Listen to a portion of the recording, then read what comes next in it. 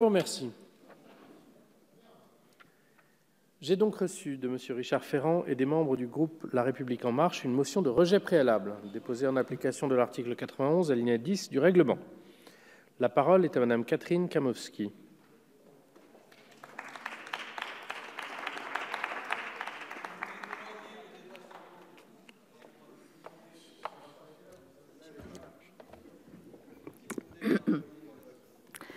Bien, Monsieur le Président, Madame la Ministre, Madame la Présidente de la Commission des lois, Monsieur le rapporteur, chers collègues.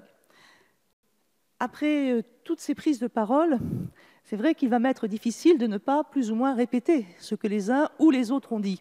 Je vais essayer d'avoir un propos assez court de façon à ne pas non plus m'appesantir sur des répétitions et des textes que vous avez eu à connaître, non seulement aujourd'hui dans cette discussion, dans ce débat, mais aussi dans le débat qui nous a réunis à la Commission des lois la semaine dernière.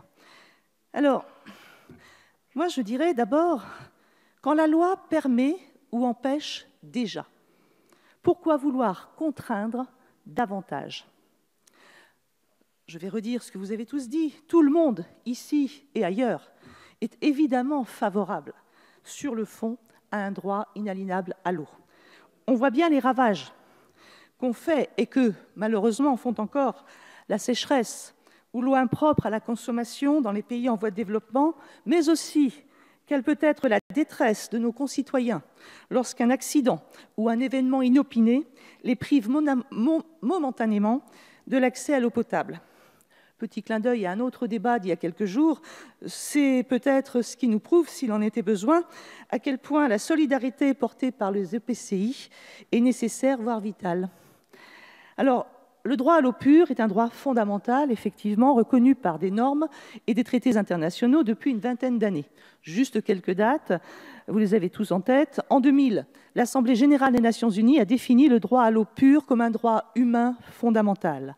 2 ans plus tard, ce droit a été inscrit, certains l'ont dit aussi, dans le pacte international relatif aux droits économiques, sociaux et culturels. C'est la même chose d'ailleurs pour l'assainissement depuis 2010, dans une autre résolution des Nations Unies qui fait du droit à une eau potable, salubre et propre, je cite, un droit fondamental, essentiel au plein exercice du droit à la vie et de tous les droits de l'homme. Notre droit à l'eau est donc déjà inscrit dans ces textes internationaux qui nous garantissent l'accès à l'eau potable du fait de leur supériorité dans la hiérarchie des normes.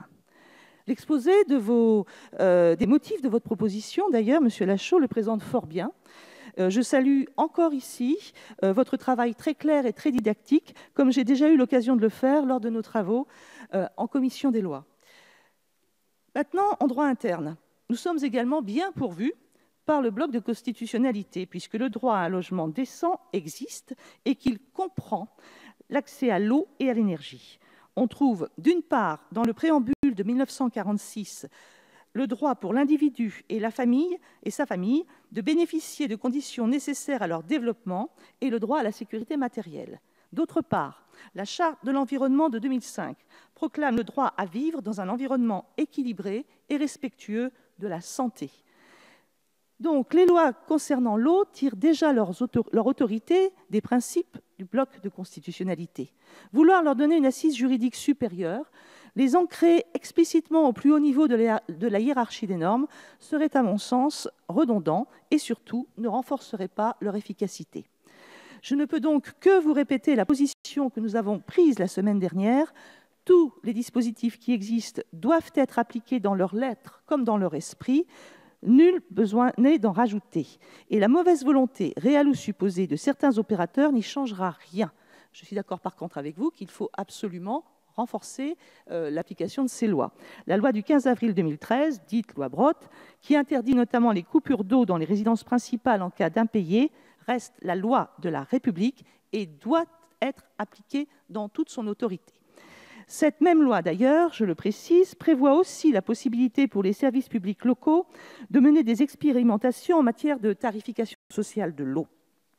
Et d'ailleurs, certaines communes et collectivités ne s'en privent pas, et on ne peut que les y encourager. Donc, le texte proposé aujourd'hui ne changera rien de tout cela. C'est donc un véhicule législatif inadéquat que vous nous proposez aujourd'hui. Les textes internationaux, la loi de notre pays et nos règlements sont opérants dans les domaines qui sont les leurs et ils ont trouvé les déclinations dans les normes de niveau inférieur qui convenaient. Il n'y a pas, à notre sens, lieu d'être plus disert. C'est encore moins le bon véhicule législatif quand il s'agit en l'occurrence d'imposer aux collectivités territoriales ou à l'État d'exercer la compétence eau et assainissement en régie directe. Autant le droit à l'eau ne saurait faire débat entre nous ou dans la population, la question de son niveau d'inscription dans la hiérarchie des normes, je dirais, mise à part. Autant l'obligation d'une régie directe nous emmène vers une autre forme de société. On ne peut mélanger et entretenir la confusion entre le principe d'un droit inaliénable à l'eau et celui d'une société étatisée, voire autoritariste. Au final, si l'on considère cette proposition de loi constitutionnelle comme un tout et un ensemble cohérent, et elle est présentée comme telle, et elle l'est, eh bien on ne peut que la refuser en bloc. Sous des aspects généreux que nul ne pourrait contester, ce texte et son caractère constitutionnel prévoient en fait d'atteindre, à mon sens, gravement aux droits des collectivités territoriales protégées par l'article 72 de la Constitution. Si nous vous suivions, nous foulerions aux pieds la libre administration des collectivités ou nous obligerions l'État à financer cette nouvelle contrainte. Et là, l'eau ne paierait plus l'eau, ce serait l'impôt qui paierait l'eau, quitte à organiser éventuellement une régie nationale des eaux. Ce n'est pas notre projet. Car pour nous, la liberté, c'est la capacité donnée à chacun d'exercer son libre arbitre et donc son libre choix. Le débat sur cette PPL constitutionnelle visant uniquement à introduire un principe déjà largement posé et défendu a eu lieu. D'abord en commission des lois, ensuite ici dans cet hémicycle. L'eau pose effectivement des questions vitales. Et ce serait en 2 discussions que nous réglerions sérieusement ces questions en souscrivant à un article de 6 lignes. Je vous engage plutôt à participer aux assises de l'eau et à y participer, et je suis au débat, et je pense aussi effectivement que vos interventions constructives pourront y être aussi positives.